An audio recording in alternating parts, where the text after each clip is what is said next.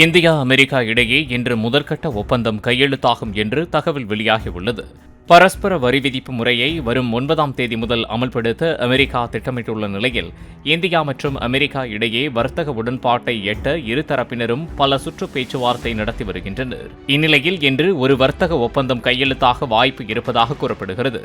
September மாதத்தில் அமெரிக்க அதிபர் Trump India வர வாய்ப்பு உள்ளதால் டிரம்ப் மோடி சந்திப்பில் பெரிய அளவிலான வர்த்தக ஒப்பந்தம் ஏற்படும் என்றும் எதிர்பார்க்கப்படுகிறது.